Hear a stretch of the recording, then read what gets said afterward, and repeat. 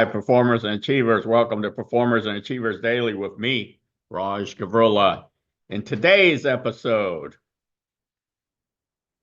I will talk about preventing injury. How do you prevent injury? You've probably heard a lot of people say you push yourself more. Your mind will tell you to stop and push yourself more, get through it, push more, push yourself more. I push myself more. And sometimes I do. However, here's the difference. First, let me talk to you about some examples when I did push myself more and what happened when I did. I went out. I like to play basketball. This was several years ago. I played competitive basketball. And I decided I was going to shoot, I don't remember the amount, let's just say 500 shots in a row. Right? So I'm not sure how many shots I shot. However, I shot a lot of shots. And I just walked out there. And again, this is a long, long time ago, okay? And I walked out there and I'd been playing some and go to the gym, those kind of things. And this is before I became an expert in elite mental performance mastery, the zone effect framework. And sure enough, I started shooting.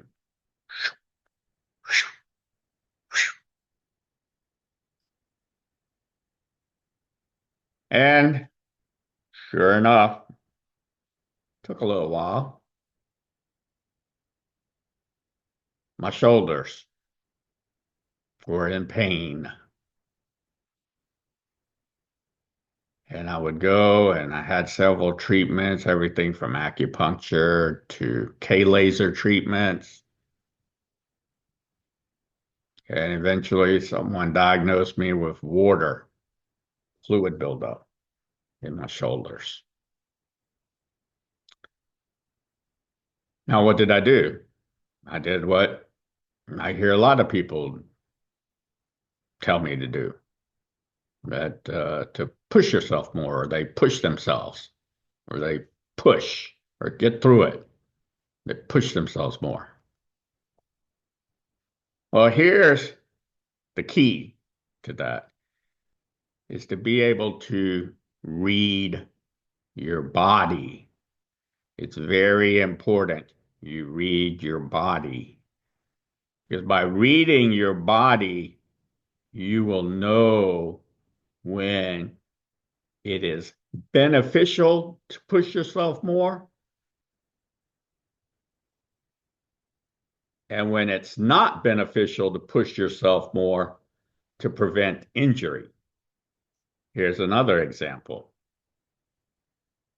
I was training, doing athleticism, strength and conditioning training, and I was doing vertical jumps, just straight up in the air, vertical jump, high as I can, as quick as I can. And as I was doing them, again, it's fun doing them. It's just fun to try to compete and try to get a little higher each time and do a little better, improve, right? Quicker. And I pushed myself more. And in both instances, when I was shooting the basketball and also when I was doing my vertical jumps, I did read my body and it was signaling me to not push myself more to prevent injury. However, I kept going.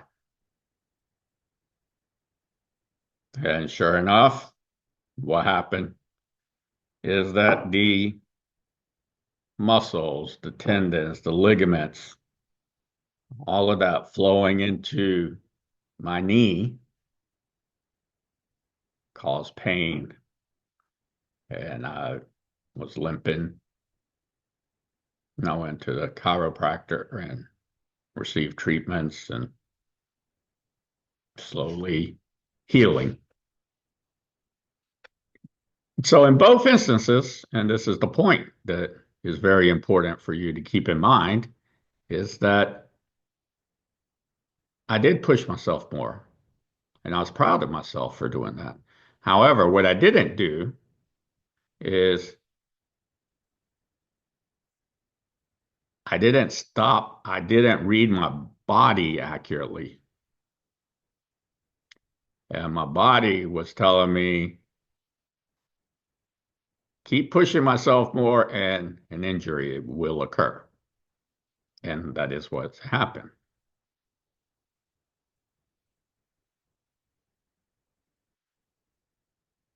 So that is something for you to keep in mind. Please keep in mind. It's very important for you to keep in mind.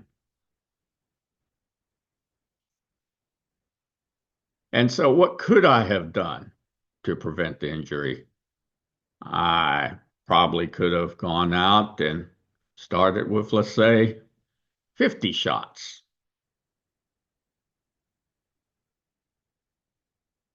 Then the next day, or maybe a couple of days later, shoot 65. A day or two later, shoot, or as many days as possible, shoot 80. And you get the pattern. Go up to like 100 a few days later, one or two or three or how many ever days, and progressively build to 500 shots.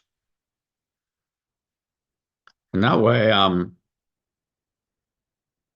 allowing myself the time that it takes in order for shooting the basketball with that many repetitions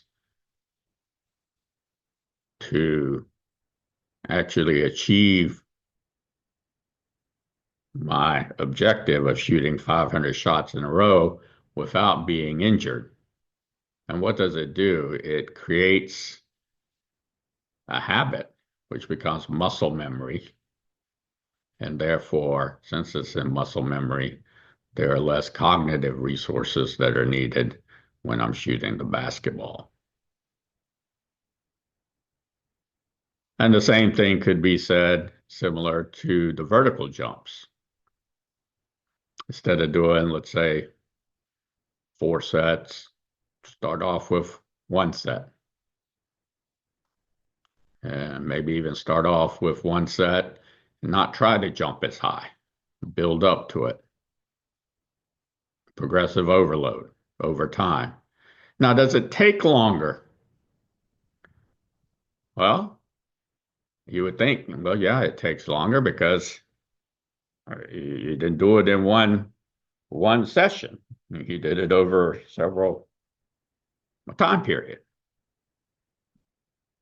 However, look at the injuries that definitely have kept me out. The basketball injury, it took a long time to get to a place to where I was strengthening and healing my shoulders, and they're still, I wouldn't say 100%, and I'm still working on them. I do some band exercises and some other exercises. So they're not 100%. However, I can shoot baskets. And then the vertical jumps, it's one of those things, for whatever reason, for me anyway, that puts a lot of strain on that area of my body, right? Those muscles, tendons, ligaments, all that area flowing into my knee. And for some people, for whatever reason, maybe they built it up, or they have some techniques or have trained it, were coached, and they're able to do it. And I'm pretty sure with the approach that I'm outlining here that I'll eventually be able to build it up to where it is something that I can do without being injured. So both of those were mostly physical oriented, right? There was a physical injury that occurred. Now, of course, there are some things that are just pure cognitive. And so I was recently watching a video and talking about cognitive overload. And the concept, just briefly, and I'll put it in the show notes, is that when we're learning, we need both the theory and the practice. The actual learning the theory, a concept behind it, and then the actual practice of actually doing it. Whether you learn theory first and then put the practice, or you just go out there and practice, do the actions, and then learn a little about it. It doesn't really matter. And then there's a ratio of those. Okay. And you do it in increments. And as you do it in increments, the idea or the concept is that you're learning one aspect, one or two aspects that you're implementing into becoming more skilled at something. Not that you're not skilled at it, just becoming more skilled, honing, refining, growing your skill. And the challenge is that what people do is they overload their cognitive resources by trying to put more than one or two concepts of learning or actually going out and doing whatever action it is, practicing. And because of that, it becomes more difficult. So it's very similar to the prior two examples that I mentioned. And I've seen and I've heard people talking about, well, you just go out there and you start doing it and use successive approximation and you figure it out. Okay. I really recommend learning about it some as well, which is what I'm calling the theory or the concept behind it.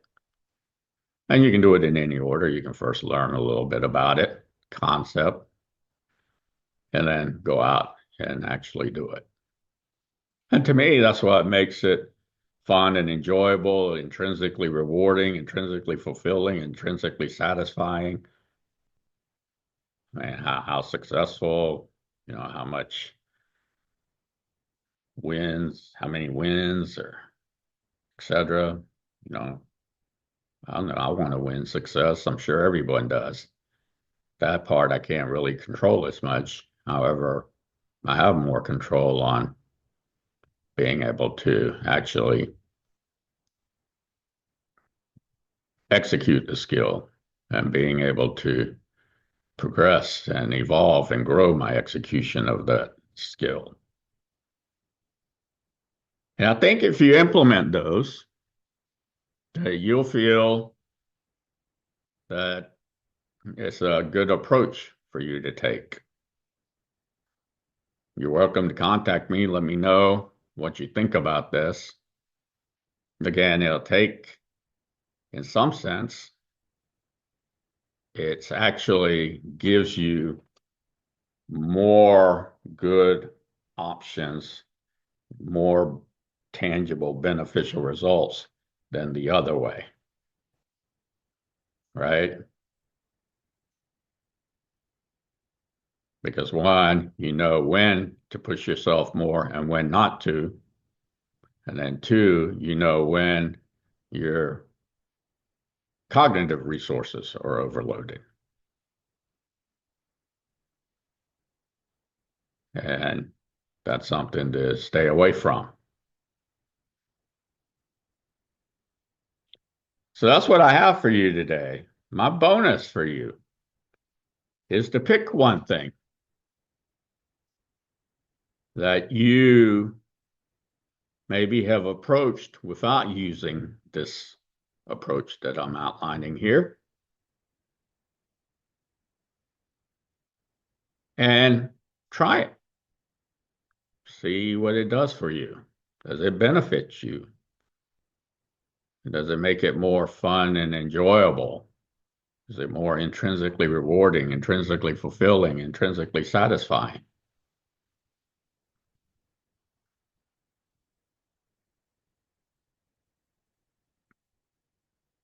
And that's what I have for you today. If you like my podcast, please like it and comment in the comment section. For those of you who are interested in private, personal, professional, confidential services and programs by me, visit my website, rajgavurla.com, and fill out the brief form, and we will contact you as soon as we can. Enjoy your day.